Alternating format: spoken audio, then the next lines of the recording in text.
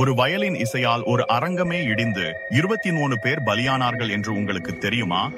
1940 London குண்டுவீச்சின் போது பிரபல கலைஞர் யெஹூடி மெனுஹின் புதிய கிறிஸ்டல் பேலஸ் அரங்கில் வாசிக்கவிருந்தார்.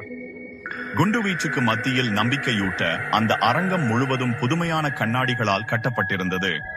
அன்று இரவு மிகவும் கடினமான இசை தொகுப்பான பாகனினியின் கேப்ரீஸ் நம்பர் 24 மெனுஹின் வாசிக்கத் தொடங்கினார். அவர் கம்பிகளை மீட்டும்போது அந்த உயர் ஸ்தாயி இசையானது கண்ணாடி சுவர்களை அதிரச் செய்தது. இசை மிகவும் தீவிரமான கட்டத்தை எட்டிய போது கண்ணாடிகளில் மெல்லிய விரிசல்கள் விழுவதை பார்வையாளர்கள் கவனித்தனர். ஆனால் மக்களின் நம்பிக்கையை காக்க எண்ணிய மெனுஹின் வாசிப்பதை நிறுத்தாமல் நிகழ்ச்சியை தொடர்ந்தார். வயலினின் அதிர்வெண்கள் கட்டிடத்தின் அதிர்வுகளோடு கச்சிதமாக பொருந்தின. இசையின் உச்சத்தில் ஆயிரக்கணக்கான கண்ணாடிகள் ஒரே நேரத்தில் வெடித்துச் சிதறின. நொடி பொழுதில் அரங்கம் இடிந்து விழ தன் கையில் வயலினுடன் மெனுஹின் அந்த இடிபாடுகளுக்குள் சிக்கிக் கொண்டார். மிக அழகான ஒரு இசையே அந்த கட்டிடத்தின் அழிவுக்கு